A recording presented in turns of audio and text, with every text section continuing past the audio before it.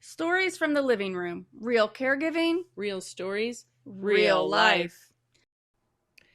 Stories from the Living Room is a heartfelt and honest podcast focused on the real life experiences of caregiving, dementia, aging, and family dynamics. Shared from the place where care truly happens, the living room.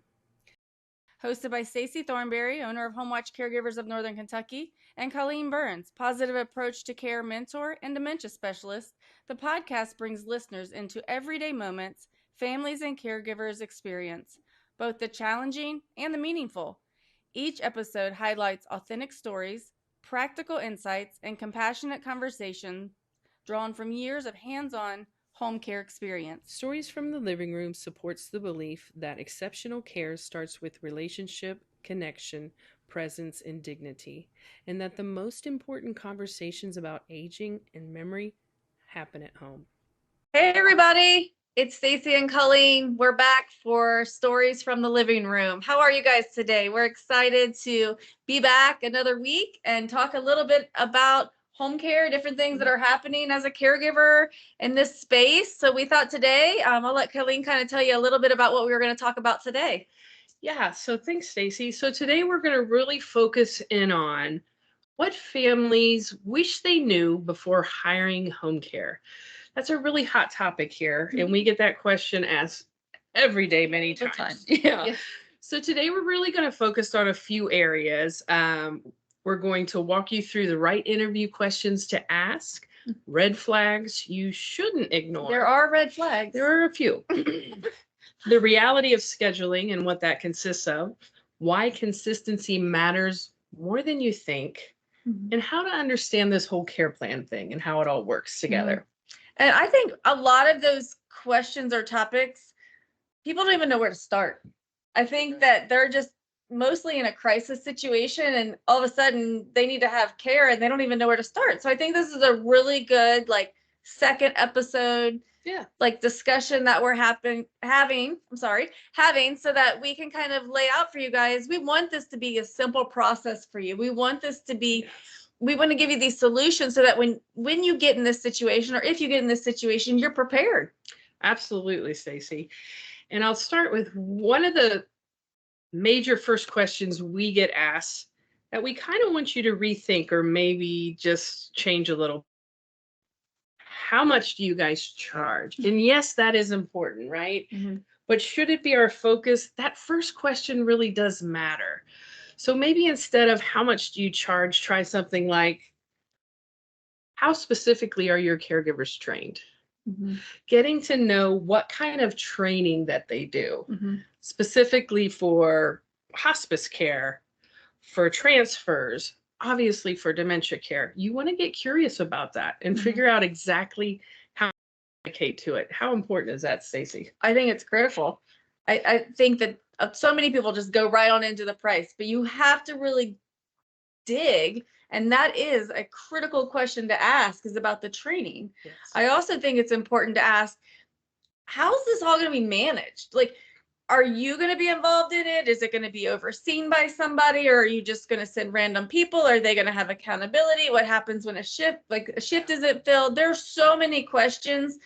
Those are just a few right at the beginning to ask, because you have to, or you want to develop a partnership with somebody. Absolutely. You don't here in left field and think that since you've hired home care, everything's going to be an easy, smooth ride. It really is a partnership. Absolutely. We want to partner with you, and we want to provide the support that helps your loved one shine every day. I also think there's some questions. How are you going to check and see that the care provided is happening? So do you do quality assurance visit? What exactly is a quality assurance visit? What does it entail? Do you want the family members involved? Do you have the caregivers involved? Those are things that are legit questions that you can ask. You want to over when you're interviewing.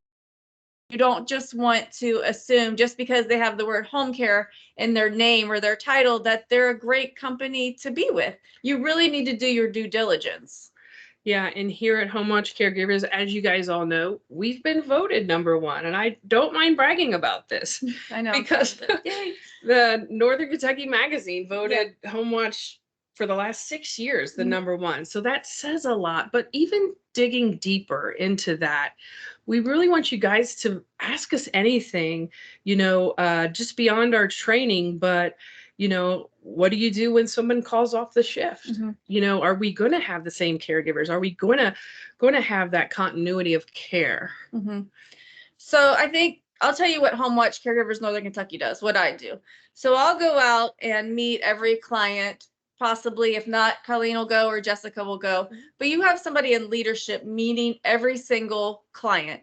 And then on the flip side of that, you have the same leadership team meeting the caregivers, because it's important that you have that match. It's important that you realize who's working for you and that that caregiver understands the expectations. And in that first meeting with the family, on this side, we get to explain the expectations of the caregivers and of the clients, and come up with solutions if there is a misexpectation. Yeah, 100%. Some people think that since you've hired caregivers, they're going to deep clean your house. That happens a lot just because you have hired someone, but that doesn't mean that the caregivers are definitely going to deep clean your house. We'll do light housekeeping. So those are things that are good to come right out of the gate and ask. But then also on the flip side, make sure your caregivers understand that as well. Because if caregiver A is a sub and she likes to deep clean, and then caregiver B, who's the normal one, comes in and does what we're asking, the expectation, fusion there. So everybody's got to be on the same page. You're right. On the same page. And our focus is your loved one. Mm-hmm. We want to focus on your loved one. Not that we can't do other things. We will try to involve them in things. Like we've said, we don't do to people, we do with them. Mm-hmm. We provide the right support to make their day successful. So our focus will always be your loved one, Mm-hmm. whoever we are there caring for. Mm-hmm.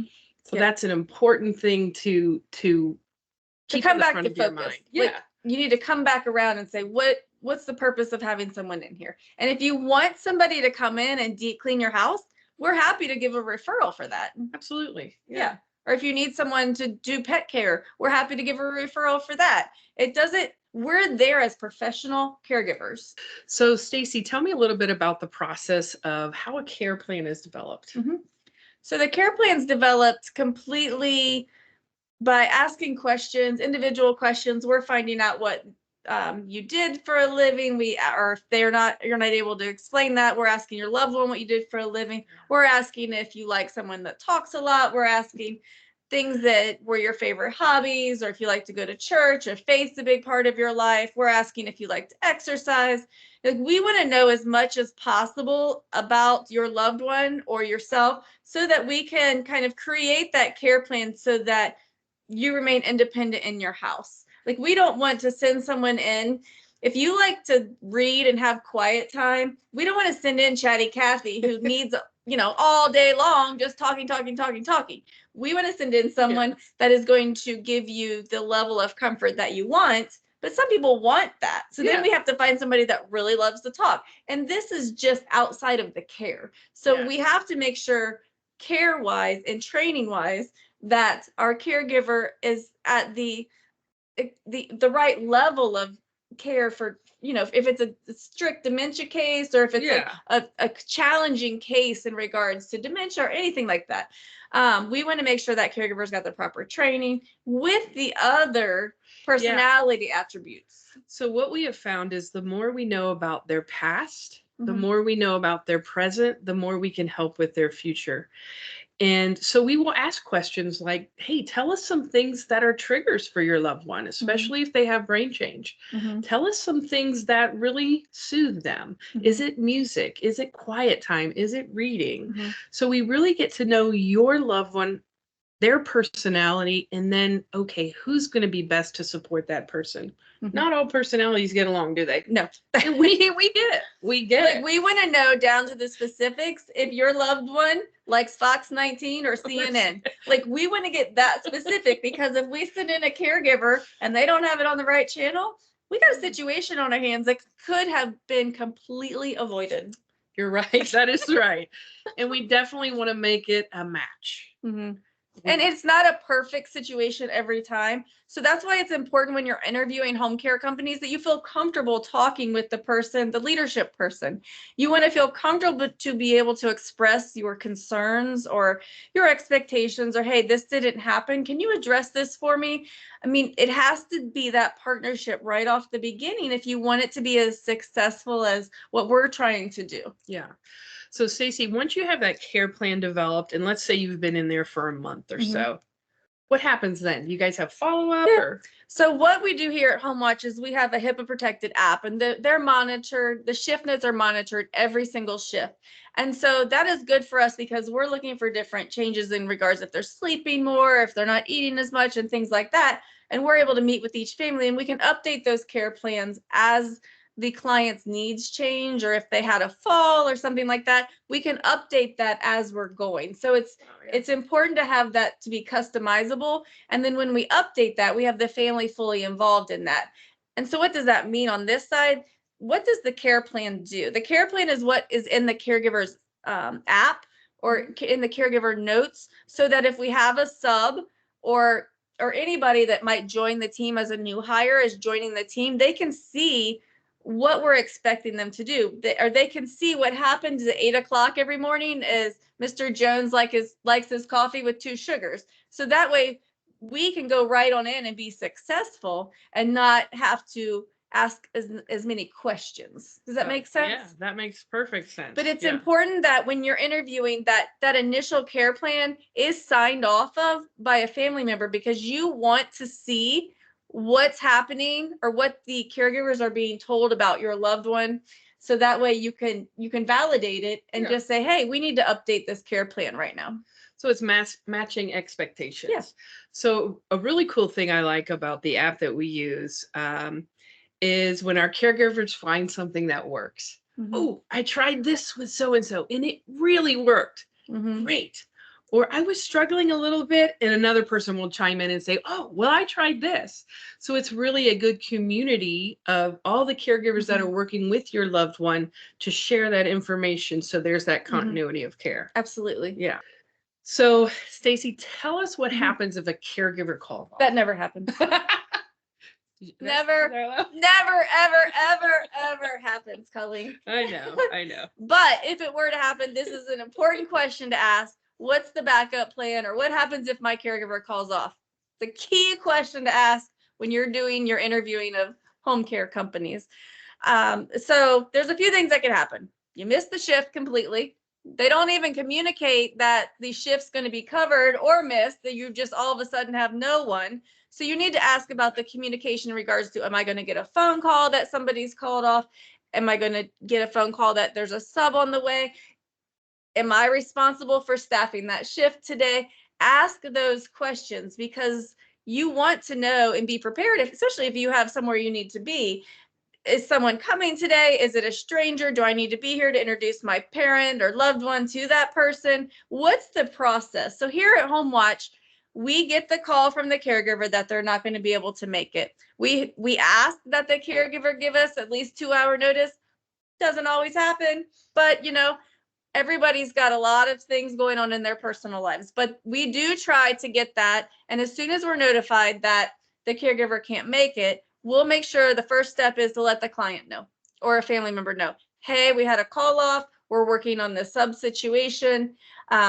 If there is not a sub available, we're going to send the care manager or a lead caregiver. So we are going to provide you a qualified person that is familiar with going into many cases and able to work anything. Okay. Does that make sense? Yeah. So let me ask you this. When that happens, do you guys have people on call or? Oh, so you do have. So on the weekends, we have someone on call. Okay.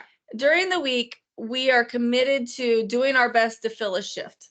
Absolutely. Again, this is not a perfect industry by any means, but we do our best to fill a shift. Some members of the leadership team even go out and fill the shift. And we might fill the shift for 2 hours instead of 4, but we make sure that there's been contact made. We make sure that that person's up, out of bed. We make sure that we're fully communicating what's going on. But we have an obligation here at HomeWatch Northern Kentucky. We're going to fill the shift. with a qualified person, and it's going to be monitored the whole time. Okay. And if we can't, then we've completely communicated that we have exhausted all options, and unfortunately, we are not going to be able to fill the shift. I mean, Okay. sometimes that happens because of the last minute call offs, things like that. But for the most part, we have a successful program, a successful process in place to get the shifts filled. Yeah, so we do fill most of those shifts. Most of the time, I feel like it's more of the family going, you know what? Mhm. I got it. Right. Yeah, I'll go over and take Right. care of it. And so then we will back off. Yeah, we'll back off if that's the Yeah. case, because we know it's uncomfortable sometimes for a new person to come in. But again, here at HomeWatch, if we are sending someone in, you've got a member of leadership 9 times out of 10 right next to them to Mhm. do the introductions, to make sure that everybody's comfortable before we leave. So I know that HomeWatch Caregivers concentrates on getting that caregiver there. That's their constant caregiver. But what would you suggest? Do you guys have other caregivers that are still trained that fill in? Yes. That meet that client So beforehand? we do. We have like a primary and a secondary caregiver, and then we have the app where we have these teams. And so if we have a fill-in, we'll go first to the team for somebody that's already been there, and then they can just hop back in, read the notes, see what happened the day before, jump in, and off we go. But again, this is not a perfect industry. It's not a perfect world. But for the most part, I do feel like we do a really good job with qualified caregivers. Like, we're not in a hospice case, we're going to send somebody that's worked in a hospice space before. We're not just going to send a caregiver that's green or maybe just got here and started working with HomeWatch. They have to understand our expectations. They have to understand how we do things. They have to understand our attention to detail before we just put them on a case. Like, we have to see our new caregivers working out in the field and making sure that those expectations are understood before we're just going to put them on a case blindly. Does that make sense? Yeah, that's perfect. Wait, one more question. Just say that. Okay, one more question. One more. There's a million questions to go, but we got one more. There's always one more. Yeah. So talk to me a little bit about the amount of training you do for each caregiver. Great question. And again, things you need to be asking at that initial intake, all before you ask the price. So here at HomeWatch, we do 12 hours minimum training a year. The state of Kentucky requires 6 hours of dementia training for every single caregiver on our team, and then 3 hours after their first year. However, here at HomeWatch Caregivers and HomeWatch Caregivers as a franchise and as a brand, we require 12. So it's a minimum of 12 hours. Northern Kentucky HomeWatch goes over that because we want to provide in-person training outside of online training or book training. So different types of training in person that we're providing is CPR training. We're providing a Dementia 101 and beyond training. We're providing hospitality training, which we just brought in. Hospitality training. Yeah. Tell me a little bit We just brought that in this year, and I'm so excited because I really want our clients to feel like it's an experience. I want the caregivers to feel comfortable having eye contact, taking the initiative, asking questions, feeling comfortable with conversations. I think that's important, those little extra details. I want that to be there. So we brought someone in from the Marriott, who I used to work for, because it's important that it's a good experience as much as possible. And we want to give the caregivers the ability to make decision on the spot to make sure that the client stays as happy as possible, or if not, call us so that we can get involved. So that's a new training for us. New training, but it's I think that it's fantastic because it's teaching things that we're looking for: eye contact and communication, not being on your phone or not just sitting there on the couch like a bump on the log. You've hired a caregiver. We're not just going to be sitting there, like, so we want to be engaging and developing that relationship. Yeah, absolutely. I think giving them hints, because that's a great point that you brought up. A lot of our younger generation has a hard time with these topics of conversation. And it's not any fault of their own. No. It's just some of the basic skills we need to kind of just refresh people. Yeah. Because we all get busy, we all lose sight, or we are in our phones all the time or things like that, but we lose sight of how to have a conversation with somebody. Yeah. And we help them with those topics. Like, Mhm. these are some things you can talk about. These are some things that you might expect them to do that might be out of the ordinary, but this is how we don't react, right? We don't react to anything. We try not to We react try not to. anything. Mhm. Because that's just where they are in their journey. So, well, thank you for taking Yeah. this time. You're welcome. Again, there's a million questions There that are. you could ask. And when you really try to put a rate on a caregiver or home care, you really can't do that. I mean, it is an expensive rate, it's an expensive industry, but you have to really think about everything behind the scenes, not just the rate of pay. You have to think about like the companionship that is brought forth, Yeah. you know, and someone actually taking mom or dad out for a walk, or taking them to the park or to the grocery store or to lunch. And Wait, so you guys just don't sit there and oh, babysit? no, we don't just babysit. Oh. We are not sitters. We are like above that here. And so that's kind of what I come in to just bring that energy of, Yeah. we're not just sitting on the couch, you guys. Like, No, we're not. I make sure that I've got a lot of energy in this office, like when we're in training and things like that, or when we do surprise visits, you know, why are you in your uniform? Like, get in your uniform, you know. Oh, I don't have it with me today. Oh, I have a shirt. You know what I mean? Like, we try to come up with solutions. These are new See? shirts. See, Yeah. we have new pink shirts. For Yeah, so when caregivers. you're thinking that, yes, it's expensive, yes, all of these things, but behind the scenes, if you dig deep in your interviewing questions, you're going to see the value in it. Yeah. Okay. That makes sense. So, guys, thank you for taking this time with us. Don't forget, like, subscribe. Yes. What are all the things? And if you have more questions, contact us. Reach out to Yeah, us. with call anything. us, email us, text us, send a pigeon. I don't care. Just get the question to us so that we can help address it for you. Yeah, because we here at HomeWatch Caregivers, we believe we concentrate on what abilities they still have left, right? Let's stop thinking about, oh, they lost this or they can't do this, and let's concentrate on the possibilities Right. of what they could do. Yeah.